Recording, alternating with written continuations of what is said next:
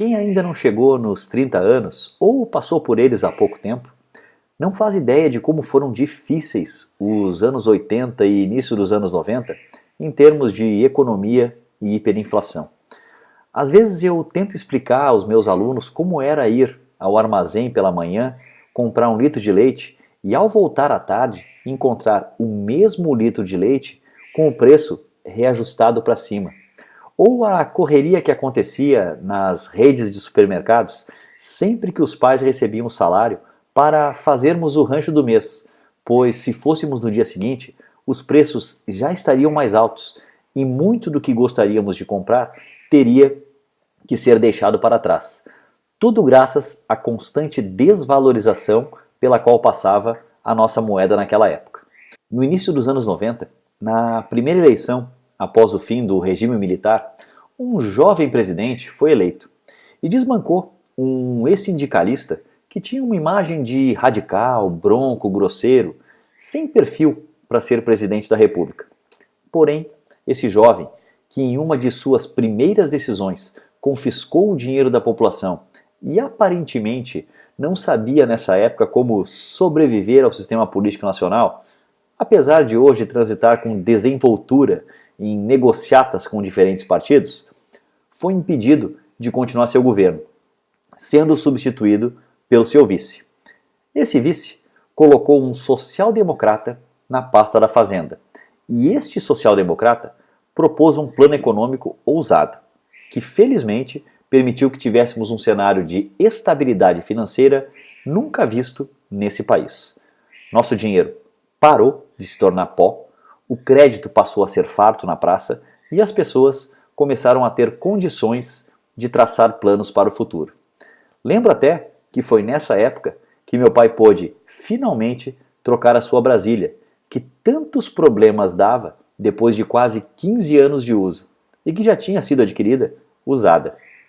Era inegável a felicidade e o sentimento de satisfação do brasileiro, tanto que este social-democrata acabou sendo eleito 2 vezes pela população como seu presidente, derrotando por coincidência aquele mesmo ex-sindicalista radical que ainda não tinha perfil para comandar nossa nação. Porém, algumas imperceptíveis mudanças foram ocorrendo na legislação brasileira, que pouquíssimas pessoas davam atenção, como por exemplo o surgimento de políticas cada vez mais assistencialistas, novos impostos e tributações para bancar esse assistencialismo, alterações nas grades curriculares escolares, flexibilização das leis para criminosos, entre outras. Ao final dos 8 anos dos 2 mandatos desse social-democrata, uma nova eleição aconteceu. E dessa vez, com uma imagem mais bem trabalhada por marqueteiros, aquele ex-sindicalista venceu sua primeira eleição. O mercado se assustou, pois não sabia o que esperar daquele que, há pouquíssimo tempo, era um radical e que queria todo o poder ao Estado. E agora aparecia com uma imagem de paz e amor, pregando respeito aos compromissos assumidos, mas prometendo ampliar as políticas assistenciais e jurando que ia fazer um governo pelos mais pobres e necessitados, pelos negros, pelas mulheres. O mercado tinha razão. E apesar do primeiro mandato do ex-sindicalista ter sido marcado pela pujança do momento econômico proporcionado pelo plano real do seu antecessor, não precisamos lembrar onde que este ex-sindicalista se encontra hoje, e nem por quais motivos. Assim como também não precisamos lembrar o quanto essa divisão da população em diferentes categorias nos levou a uma situação onde a nossa cultura, educação, segurança pública, respeito à lei e à ordem são desprezadas por aqueles que defendem com unhas e dentes as garantias de seus privilégios como pertencentes aos partidos que comandam nosso país. E o quanto isso custa ao pagador de impostos, que se rala todos os dias para sustentar uma classe política que ao longo das últimas décadas se instalou em todas as instâncias do poder, garantindo uma mentalidade única e a sobrevivência de um sistema que, este ano, pode sofrer seu maior revés se colocarmos na presidência alguém que, genuinamente, nunca se vendeu a ele. Falo tudo isso porque eu tenho sim medo dos candidatos liberais que caíram de paraquedas na eleição desse ano.